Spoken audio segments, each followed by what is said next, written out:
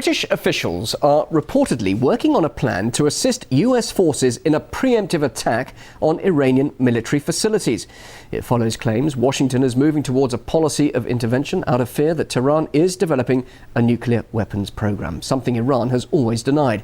Well, for more on how this could affect the fragile power balance in the Middle East, I'm now joined by political analyst Chris Bambery. He's joining us live there in London. Now, the British media, where you are, is full of speculation that next week's International Atomic Energy Agency report will be a severe blow to Iran's claims its nuclear program is peaceful. Surely then a strong case for military action. Well, let's see the evidence that they provide. So far, they've not been able to provide any evidence. But I would say this, anyone reading the press reports on these contingency plans being drawn up by the Ministry of Defence here in London for an attack on Iran must be worrying that if Iran is not developing a nuclear missile, it will now be developing a nuclear missile, faced with the idea that the Americans, the British and the Israelis are looking to launch an unprovoked attack on Iran. And the world suddenly looks a much more dangerous place. I cannot imagine a worse alliance than these three powers. One power, America, is the only power in the world to have used atomic weapons. Israel has a secret illegal nuclear program which it denied for years, but we know it exists. It's the only nuclear power in the Middle East. And Britain, of course, the former colonial power, provided them the means to get those nuclear weapons all those years ago. These are the powers which have blood in their hand. Israel, of course, in Palestine and in Lebanon, but Britain and America. Britain and America's involvement in Iran goes way back to 1953 when they combined to overthrow a democratic government. And this is still remembered. A radical government under Mossadegh, which had nationalized the oil industry, was overthrown by an MI5 CIA coup which installed the Shah of Iran.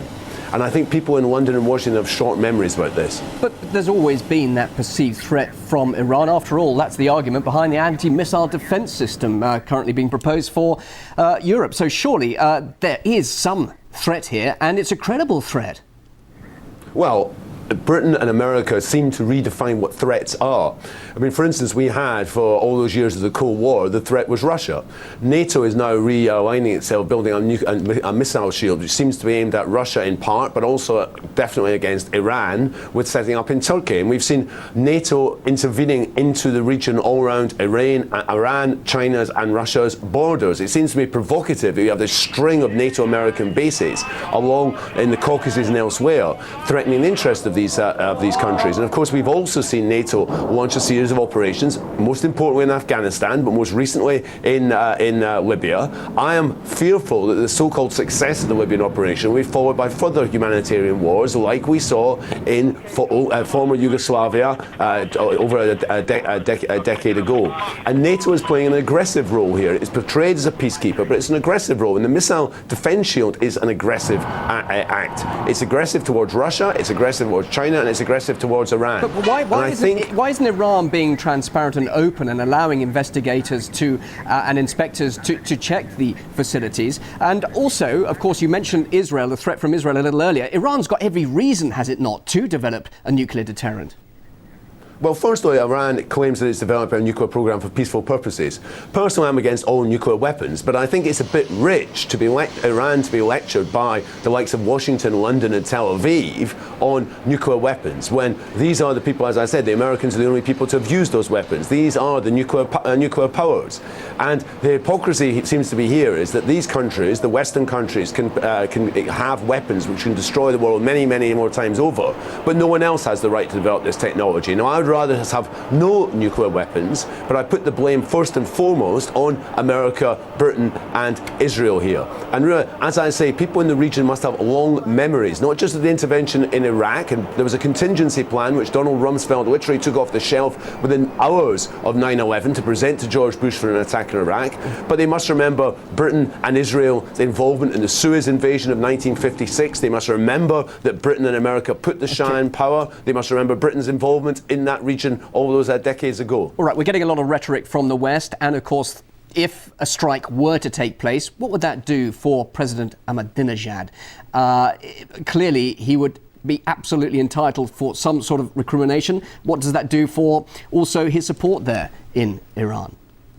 Well, further, I think people in the West seem to underestimate the strength of Iranian nationalism. There may be differences in house in Iran. However, there is a strong nationalist sense and a remembrance of what happened of foreign intervention into the country and how the Shah was installed and maintained by Britain and America inside that. People have long memories of the Shah, and the way it's presented now in the West as if the Shah is a liberal regime. There will be a bloody war if there is an attack in Iran. Iran is not Iraq as of 2001.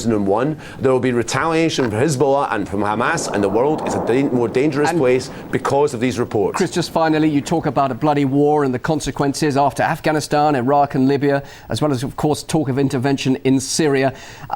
Is there really any appetite among the people, let alone the politicians, for further military interventions like that? Well, it seems bizarre that you would have thought that anyone even thinking about contingency plan to Iran would look at that, and the opposition in this country, Britain for instance, to the war in Libya, there was a majority against that.